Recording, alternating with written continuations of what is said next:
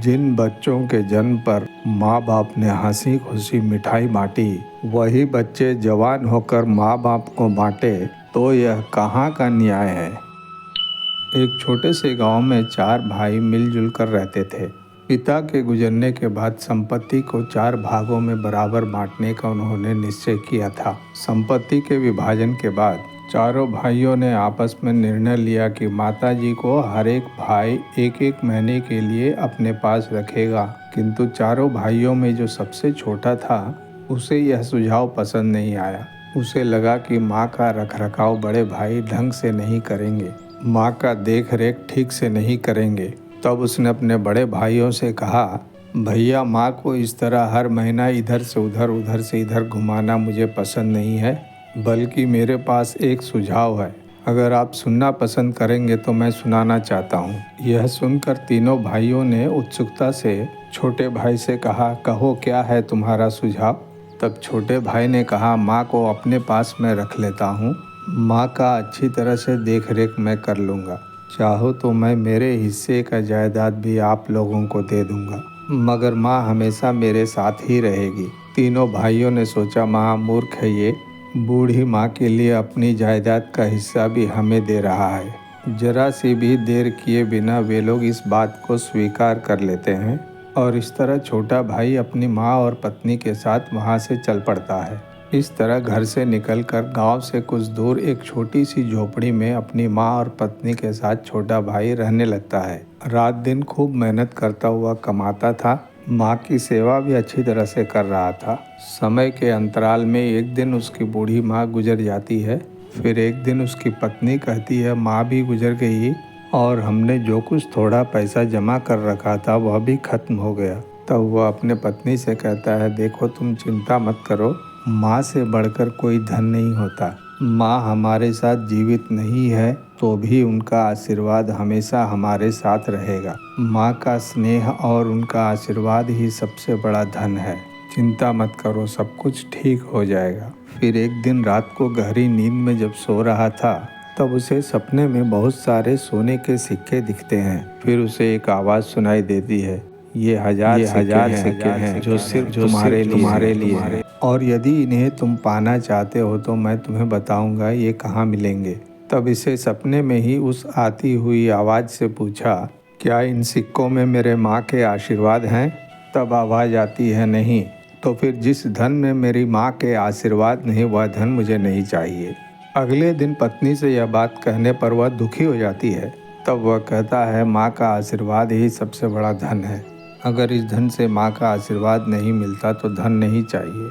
मगर अगले ही दिन फिर वही सपना और उसी आवाज़ के साथ, मगर इस बार 1000 सिक्कों की जगह 100 सिक्के ही होते हैं। और उसी तरह वो सारी बातें, तुम चाहो तो मैं बताऊंगा तुम्हें कहाँ मिलेंगे।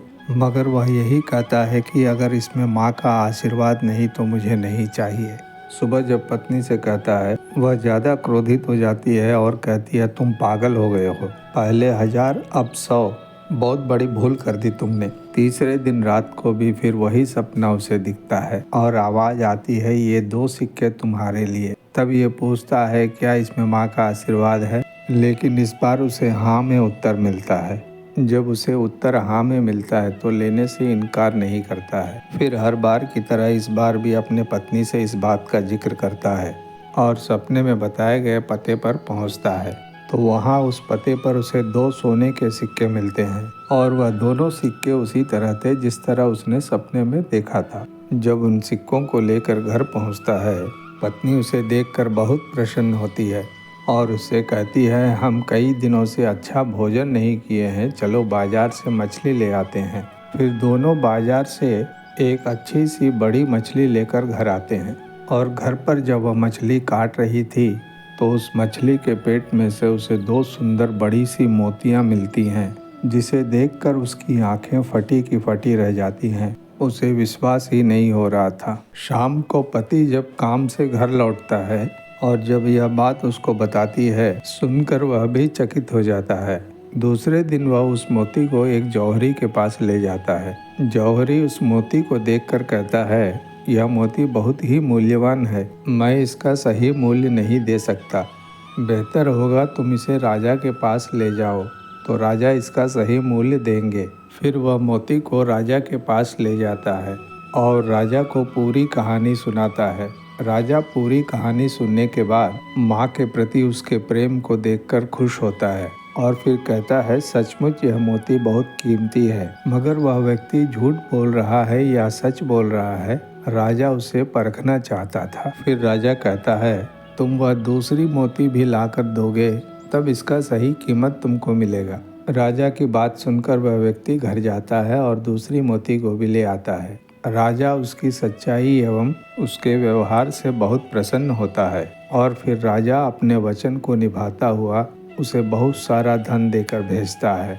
इतना सारा धन देखकर पत्नी बहुत खुश होती है। उसके बाद वह पत्नी से कहता है, मैंने तुमसे कहा था ना, माँ हमारे साथ हो या ना हो, मगर उनका आशीर्वाद हमेशा हमेशा के लिए हमारे साथ रहेगा। यह कहानी उन बेटों को सोचने पर मजबूर करती है। पेट में जिस माँ को बेटे भारी नहीं लग रहे थे, वो माँ आज बेटों को भारी लग रही है। तो फिर कौन मानेगा बीते जमाने का यह देश श्रवण कुमार का देश है। मित्रों, इस कहानी से हमें यह सीख मिलती है कि जिंदगी में माता पिता से बढ़कर कोई और धन या कोई और सुख नहीं होता। सनातन धर्म यह सिखाती है कि हमारा बुरा चाहने वालों से भी हमें प्रेम करना चाहिए। तो फिर मित्रों, चाहने वालों से और कितना प्रेम करना चाहिए, और वो अगर हमारे माता पिता हों तो उनसे प्रेम करने के ना कोई कारण और ना ही कोई सीमा होनी चाहिए। इसीलिए भगवान ने माँ के रूप में हर किसी के घर में जन्म लिया है, ताकि वह हर वक्त हमारे साथ रहे। जय साईं राम।